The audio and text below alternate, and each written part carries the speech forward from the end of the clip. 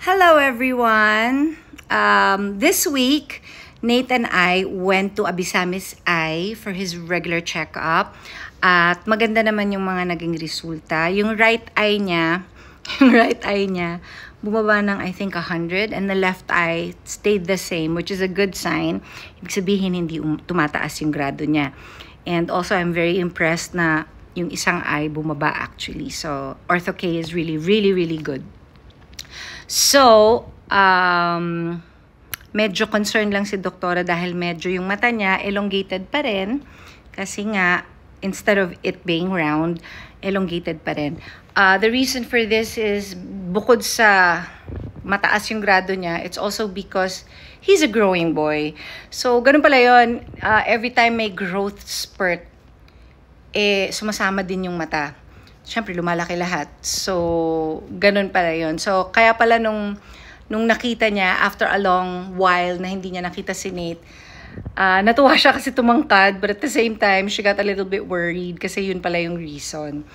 But I just wanted to say thank you again to Dr. Abisamis sa Abisamis Eye for always taking care of my son, and he loves going there. She also gave us Precision One. This is the newest, I think. This is the latest contact lenses. It's a 1-day contact lens. So you wear it and then you throw it out. And my son loves it because it's very convenient. He can bring a couple in school because sometimes, he gets tired with the contact lenses. His eyes would be itchy. And at least ito, he can rest his eye for a few minutes and then just pop in a new one. So it's wonderful. And then Dr. Abisamis also gave me this hypochlorous, I don't know how to read it, eyelid spray. Kasi yung mga mata ko, parang may allergy ako sa makeup.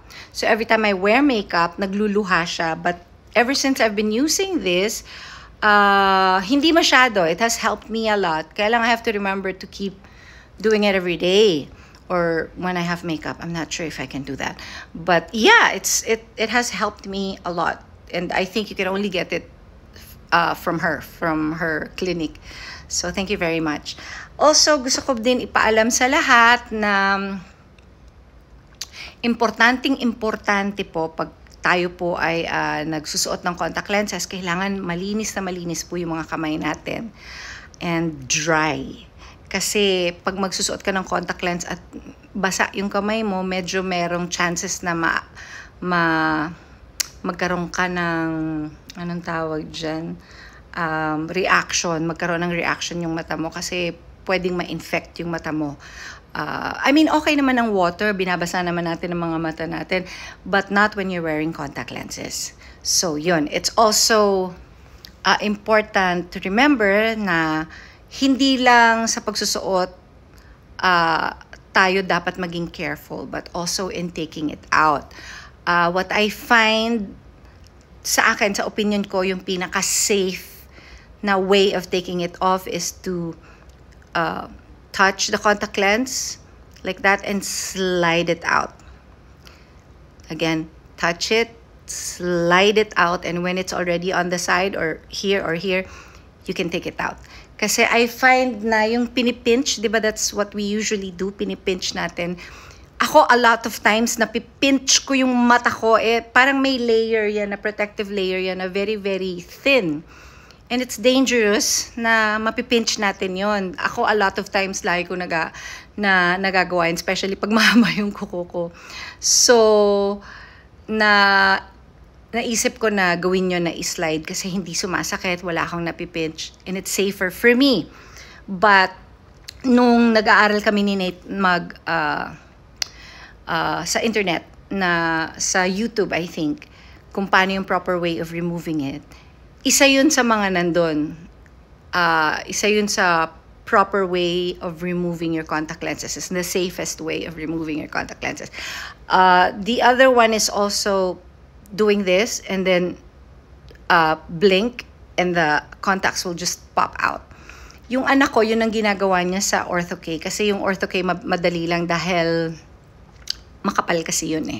So, yun, mga little things lang, mga tips lang on how to care for your eyes. Also, it's important to have your eyes checked, especially sa mga chikiting natin because apparently they don't know the difference kung malabo o malinaw yung mata nila because wala naman silang, bata pa sila wala silang, hindi nila alam kung ano, kung malabo yung tingin nila, akala nila yun lang yung normal. So, have their eyes checked because it's very important. Doon lang natin malalaman kung may grado na yung mga mata nila o wala.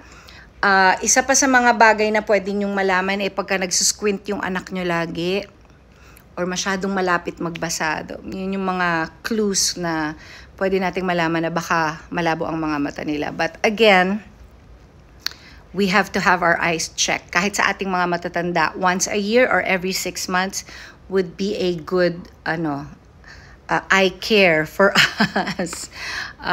Ayun. And once again, I want to say thank you to Dr. Abisamis for introducing us to this and to Ortho-K. And for always caring for my son's eyesight. Thank you very much, Doctora. And like I said, Nate loves her. He loves going there and seeing her. And she's become our family already. So visit Abisamis Eye. And thank you again, Dr. Abisamis.